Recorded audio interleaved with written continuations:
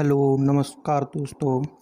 पिछली क्लास में हमने एलसीएम एचसीएफ के बेसिक देखे थे। ठीक है, कुछ क्वेश्चंस किए थे और एलसीएम एचसीएफ क्या होता है, कैसे निकाला जाता है, ठीक है, ये सब करके देखा था।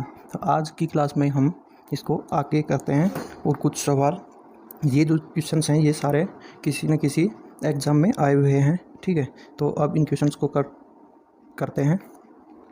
पहला क्वेश्चन है 3/6 यानी कि भिन्न दी हुई है हमें, और भिन्न देख के क्या बोल रहा है कि महत्तम समापवर्तक क्या होगा। ठीक है, तो पहली क्लास में हमने भिन्नों का महत्तम समापवर्तक लघुत्तम समापवर्तक निकालना सीख लिया था, कैसे निकालते हैं। ठीक है, तो इसको करते हैं 3/16 और 5/12, ठीक है, 7/18।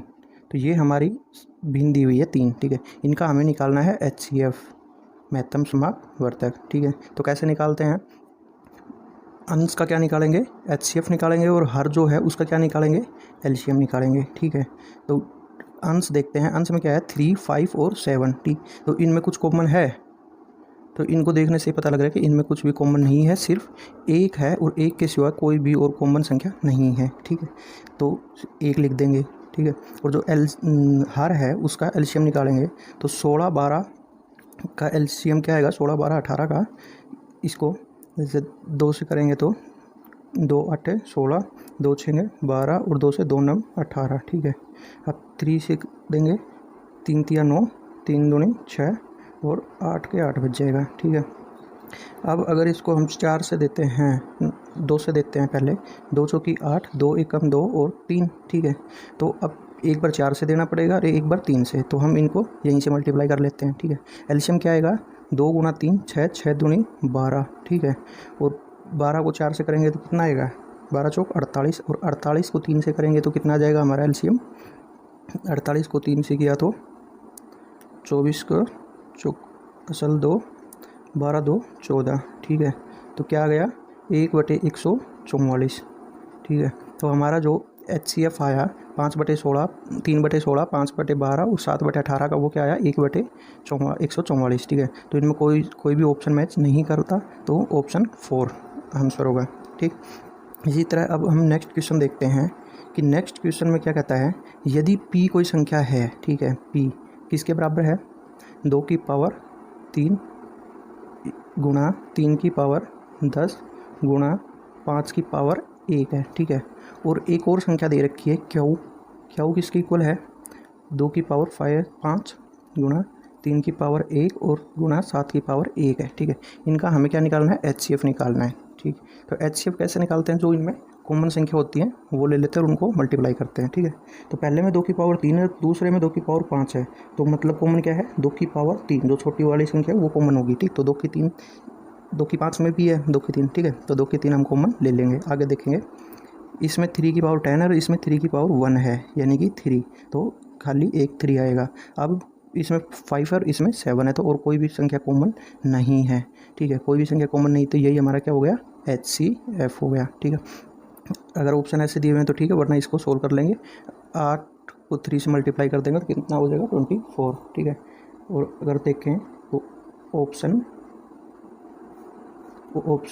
बी यानी कि ऑप्शन 2 इज राइट आंसर है। ठीक है, 3 × 2 की पावर 3। ठीक है, तो जो पावर्स वाली संख्याएं हैं उनका एलसीएम एचसीएफ इस तरह से निकालते हैं। ठीक है, नेक्स्ट क्वेश्चन देखते हैं, 5x 8x और 3x का क्या निकालना है हमें, एचसीएफ। ठीक है, महत्तम समापवर्तक निकालना है और एलसीएम दोनों ही निकालना है। ठीक है, महत्तम समापवर्तक भी और लघुत्तम समापवर्तक भी। अगर इनमें महत्तम समापवर्तक निकालेंगे तो एचसीएफ क्या आएगा, इसमें क्या कॉमन है, सब में अगर हम देखें तो x इसमें भी है, इसमें भी है और इसमें भी है। ठीक है, तो सब में कॉमन क्या है, x है, इसके अलावा कोई और संख्या कॉमन नहीं है, तो इसको x लिख लेंगे। ठीक, फिर क्या करना है, एलसीएम भी निकालना है हमें।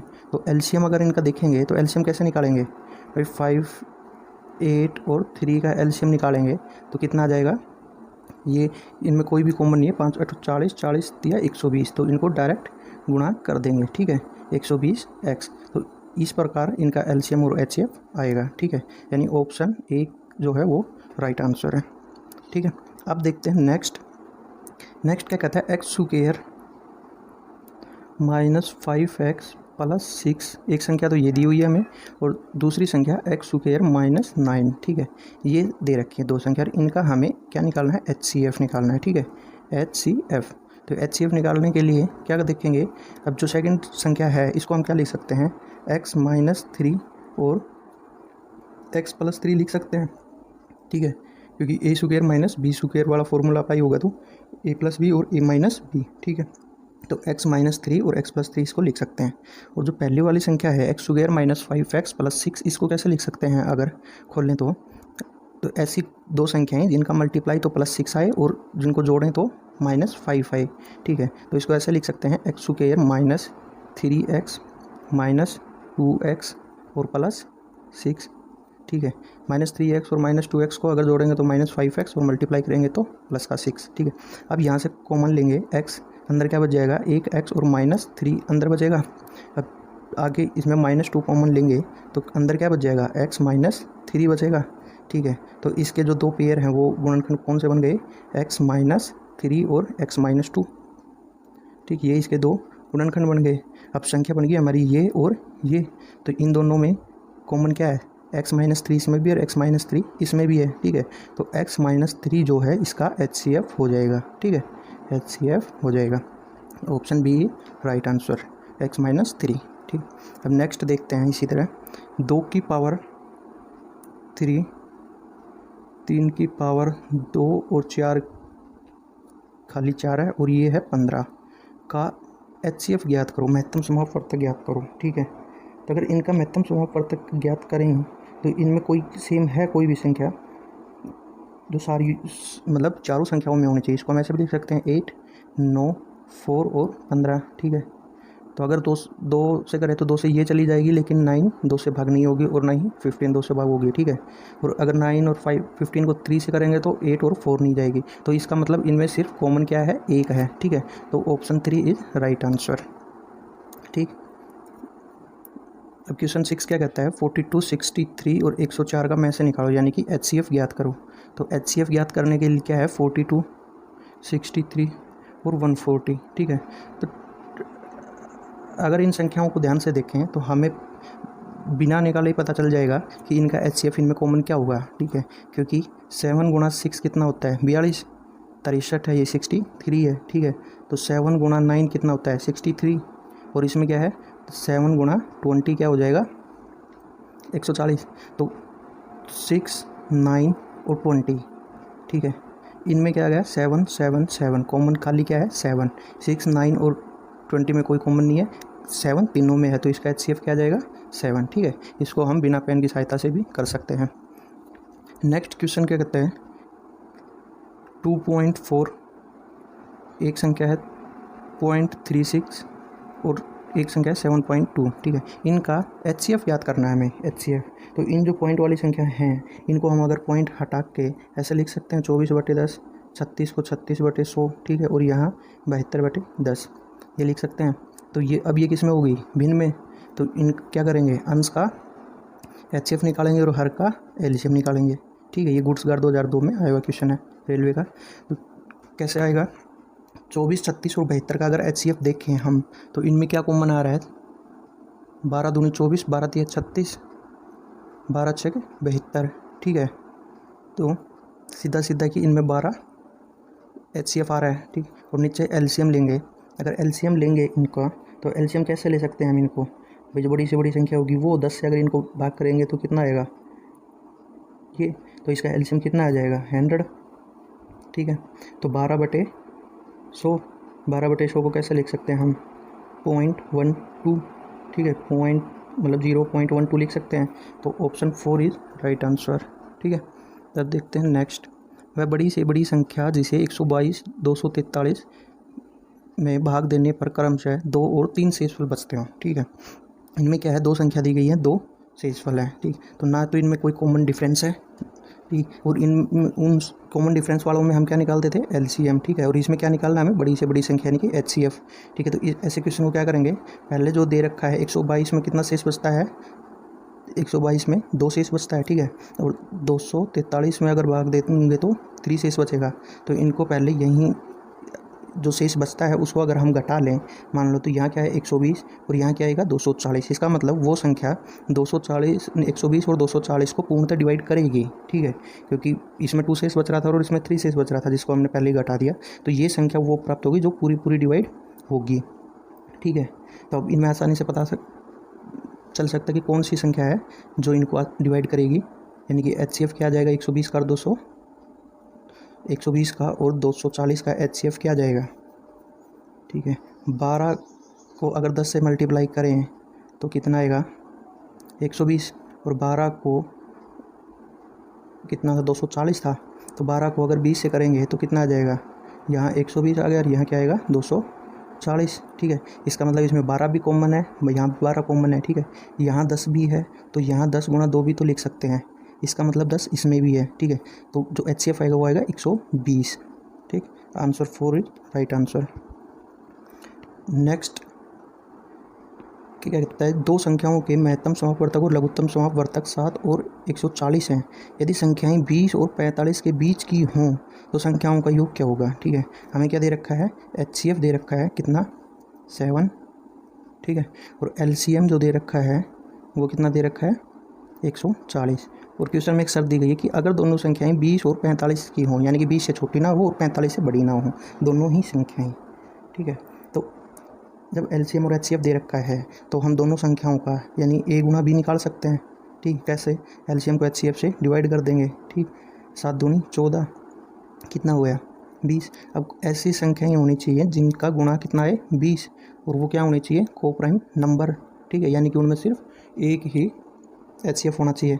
तो किस किस को लिख सकते हैं हम, 2 को लिखेंगे 2 गुणा 10, तो 2 गुणा 10 तो एक प्राइम नंबर नहीं है, ठीक है। 3 4, 4 गुणा 5, और 4 गुणा 5 क्या है, एक को प्राइम नंबर है, बिल्कुल है, ठीक है। इसी तरह आगे देख लेंगे 5 गुणा 4, तो ये तो सेम ही बात हो गई। 6 से 7 से 8 से 9 से 10 गुणा 2, तो ये है ही कोई प्राइम नंबर नहीं है, यानी कि एक ही पेयर बनेगा 4 गुणा 5 का। और क्वेश्चन क्या कहता है कि 20 से बड़ी और 45 से छोटी होनी चाहिए।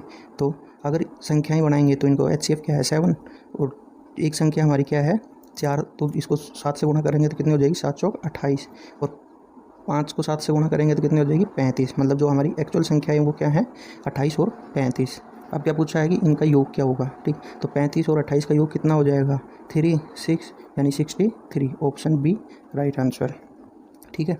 अब देखते हैं नेक्स्ट क्वेश्चन। 200 और 600 के मध्य कितनी संख्याएं हैं जो 4, 5 और 6 से पूर्णतः विभाजित होंगी, ठीक है। यानी कि 200 से बड़ी और 600 से छोटी कितनी संख्याएं हैं जो 4 से 5 से और 6 से पूर्णतः डिवाइड हो जाएंगी। तो पहले क्या करेंगे कि इनका LCM निकालेंगे, ठीक है। LCM निकालेंगे तो क्या आएगा 2 दूनी 4, 5 2 तिया 6, ठीक है। तो 15 दूनी 30, 30 और 2 कितने हो गए 60, यानी कि जो हमारा LCM आया वो तो क्या आ गया 60।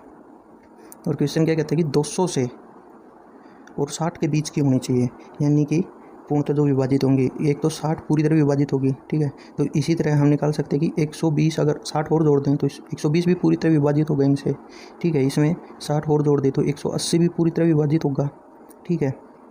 और इसमें अगर 60 और जोड़ दें तो 240, ठीक। तो ये संख्या तो हमें लेनी नहीं है क्योंकि 200 और 600 के बीच की होनी चाहिए वो संख्याएँ, ठीक है। तो या तो हम इनमें प्लस 60 करके चेक कर सकते हैं 600 से कम संख्या लिख के ताकि कितनी संख्याएं होंगी, ठीक है।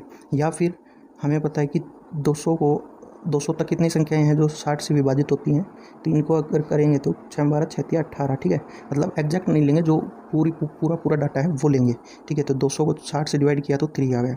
अब 600 तक की संख्याओं में 60 कितनी हो जाएगी, ये 10 से डिवाइड हो जाएगा, ठीक है। तो 10 में से अगर हम 3 माइनस कर दें तो कितनी आ जाएंगी 7 संख्याएं आ जाएंगी। इसका मतलब 7 संख्याएं ऐसी हैं 200 से 600 के बीच में जो 4, 5 और 6 से पूर्णतः विभाजित होंगी, ठीक है। यानी कि इनका LCM निकाल लेंगे 60। तो और अब 60 से हम आइडिया लगा सकते हैं कि कितनी संख्याएं हो सकती है 200 और 600 के बीच में, ठीक है।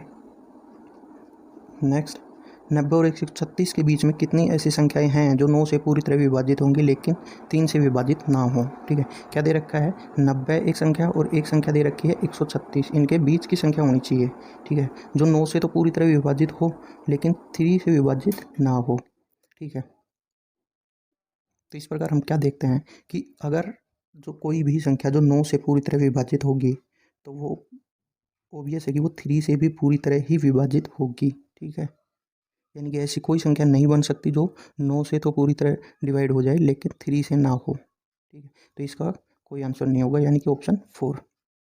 नेक्स्ट, दो धनात्मक पूर्णांकों का महत्तम समापवर्तक 24 है तो उनका लघुत्तम समापवर्तक क्या नहीं हो सकता। ठीक है, धनात्मक पूर्णांक क्या है, मतलब कोई भी पॉजिटिव संख्याएं हैं। ठीक है, और उनका HCF दे रखा है हमें कितना, 24, यानी कि दो संख्याएं कैसे मानते हैं हम, A गुणा H और B गुणा H। ठीक है, इसका मतलब H तो क्या है, 24 जो हमें दे रखा है। ठीक है, और A और B निकालना है हमें, और इनका LCM अगर हम लेते हैं तो कैसे लेते हैं, LCM is equal to A गुणा B गुणा H। ठीक है, ऐसे लेंगे, LCM क्या होगा, A गुणा B गुणा H के बराबर। तो H मतलब कि A का गुणा, पहली संख्या का गुणा, A का गुणा, B का गुणा और HCF का गुणा। तो इसका मतलब जो LCM आएगा वो 24 के मल्टीपल में होगा ही होगा। ठीक है, क्योंकि यहाँ 24 से गुणा करके ही LCM निकालेंगे, तो 24 का मल्टीपल तो होगा ही होगा। ठीक है, अब इन ऑप्शंस में देखते हैं कि 24 का मल्टीपल क्या है। 72 24 का मल्टीपल है, इसका मतलब ये हो सकता है LCM। ठीक है, 216 इसका LCM 24 से अगर डिवाइड करते हैं 216 को तो कितने पे जाएगा, 24 से इसको करेंगे तो 4 से गया 4 5 20 और 4 चौक 16। ठीक है, 4 से गया 4 6 24, 6 9 54, तो इसका मतलब 216 भी हो सकता है। ठीक है, 372 को 24 से करके देख लेंगे डिवाइड। ठीक है, कितना हो जाएगा,